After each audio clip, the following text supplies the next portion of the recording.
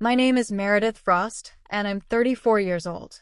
The Father's Day reunion was held at my parents' backyard in Ohio, the same yard where every family gathering had happened since I was a kid, the same long wooden table dragged out from the garage and covered with a checkered cloth that smelled like sunscreen and barbecue smoke.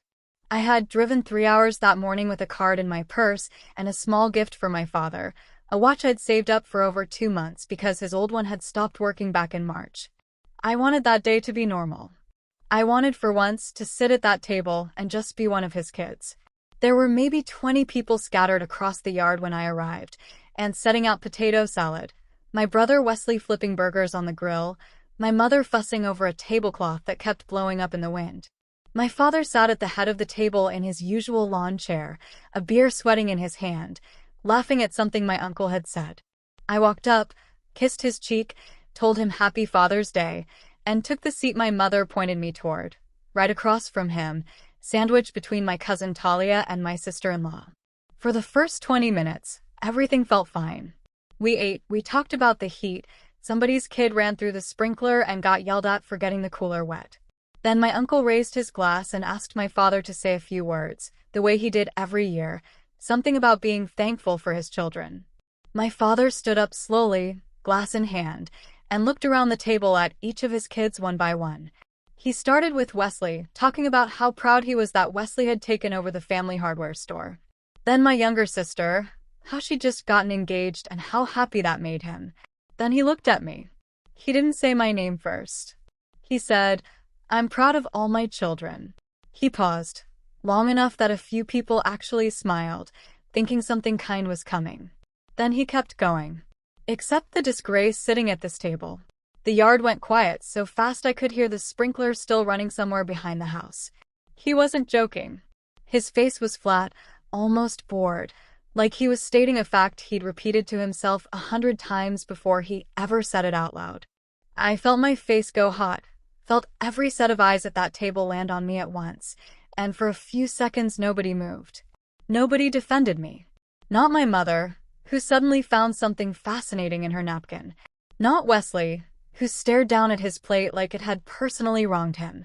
Not my aunts, not my uncles, not even Talia sitting right next to me, who just went still, the way people do when they've decided silence is safer than honesty. 20 people, and not one of them said a word.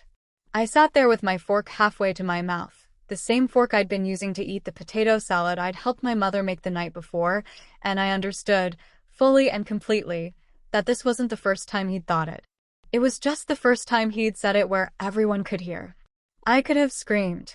I could have stood up and asked him exactly what I had done to earn that word in front of his brothers, his grandchildren, the neighbors whose fence was close enough that I knew they could hear every bit of it too. Instead, something in me went very calm, the kind of calm that doesn't feel like peace so much as a door quietly closing. I reached into my purse, pulled out the envelope I'd brought for him, the one with the watch receipt folded inside along with a card I'd written 2 nights earlier, and I set it gently on the table in front of his plate. I smiled at him. A real smile, not a forced one, because somewhere in that moment I had already let go of needing him to see me differently. I told him Happy Father's Day, my voice steady, even pleasant. Then I stood up, pushed my chair in so it wouldn't scrape against the patio stones, and walked back to my car without looking at another single face at that table. I didn't cry until I was on the highway, windows down, the wind pulling the sound right out of my throat before anyone could hear it. I had no idea, driving away, that the real moment was still waiting for him, sitting unopened on that table, about to turn his Father's Day into something he would never forget. I was almost home, somewhere past the county line, when my phone started buzzing against the passenger seat over and over until I finally pulled into a gas station and looked at it. 11 missed calls from my mother. 3 from my brother Wesley. A voicemail from a number I didn't recognize, which turned out to be my Aunt Rosalind, her voice shaking so badly I almost couldn't understand her at first.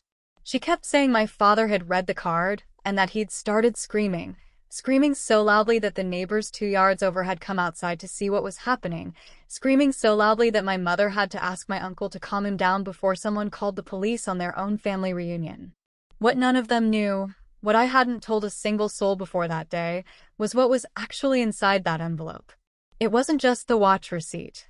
2 months earlier, my father had needed surgery on his hip, the kind that wasn't covered fully by his insurance, the kind that left a balance of almost $9,000 sitting on a hospital bill he never told the rest of the family about because he didn't want anyone thinking he couldn't handle his own affairs. I found out by accident, going through old mail at my mother's house while helping her organize files, and I quietly called the hospital myself, set up a payment plan under my name, and had been paying it off every month since, never saying a word to him about it. The card I left in that envelope wasn't just a Happy Father's Day note.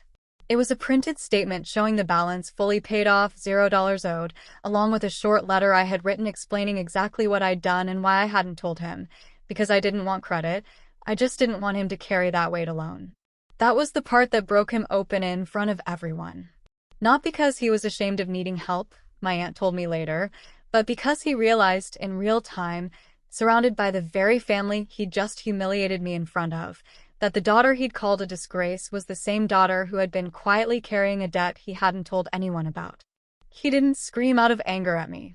He screamed because the guilt hit him all at once, loud and physical, the kind of sound that comes out of a person when shame finally catches up to pride. My mother said he sat back down at that table and didn't speak for almost 10 minutes, just staring at the paper in his hands while everyone around him slowly understood what they had just stayed silent through. He called me that night.